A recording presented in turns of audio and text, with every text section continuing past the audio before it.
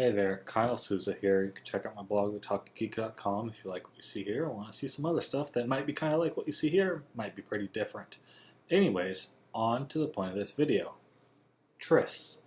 This is a book in the Redwall series by Brian Jacques.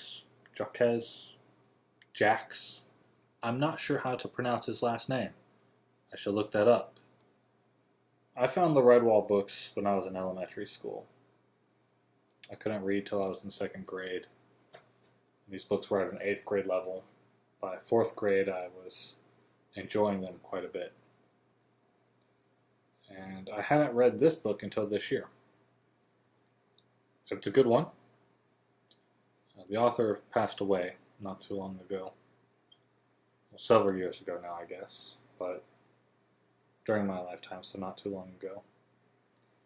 And he created a world, a fantasy world, where these anthropomorphic animals would defend their homes and fight for justice and fight against other evil anthropomorphic animals. Triss is no different. It's about a young squirrel maid who's held as a slave to a northern kingdom. It's interesting. In a couple books, there's definitely some Norse or Nordic, Scandinavian influence, I should say. This is one of them. Her, a couple of her friends, the mole and the otter in specific. The book doesn't make sense until you read it. Me talking about these animals, being warriors, having swords, sailing boats, ships, building castles, and the Redwall Abbey itself.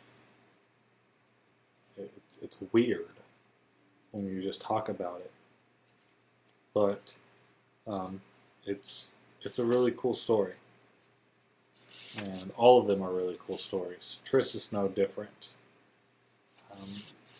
In it, let's take a look at this map here. Every book in the Redwall series has a map. Tells you about the places.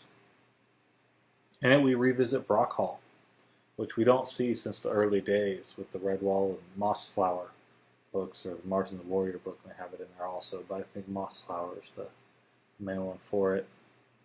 We have Redwall, Salamandastron, which is one of my favorite settings in these books.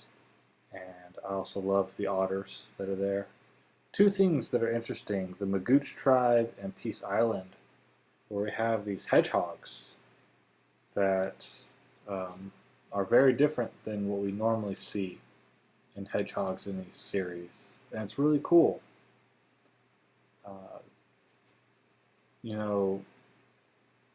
These books are not necessarily released chronologically. This is one of the later releases. But its time is a little bit near the end too, in the timeline of the books, but it's not at the end. And it's really cool. I would encourage people to read them. Alright, so I guess that's all I could say without really getting into spoilers. So, from this point on, we're going to talk about what actually happens in the book. So like I said, Triss, Squirrel Maid, she escapes from slavery. Her and her two friends then make it away from Riftguard to Peace Island, back to the mainland. They travel south a little bit. They go through Coneslinger's Woods. They visit the water meadows where they run into the Logalog, or the Gossam shrews, led by Logalog. They make it down to Redwall. You also have a badger and a hare leaving Salamandastron, heading north up the coast with a sea otter friend of theirs. He makes it out. You have the daughter, the princess, and the prince from Riftguard are chasing them, along with some rats that are their guards, and their slave catcher, another creature. And they're tracking them. They track them to Redwall. And as it turns out, the princess's grandfather had been killed in Brockhall fighting some serpents, some poisonous snake's mother. She died at the same time, but the 3 children lived. They've been terrorizing the woodlands around it. Eventually, they would find their way to Redwall. This all happens all at the same time. The Redwall stories are great because they weave together 3 different tales into one. It's a good book. I'd say spend a few dollars, pick them up at a used bookstore, or spend a few more dollars and go buy them new. I have some hardback ones. I have one that's autographed.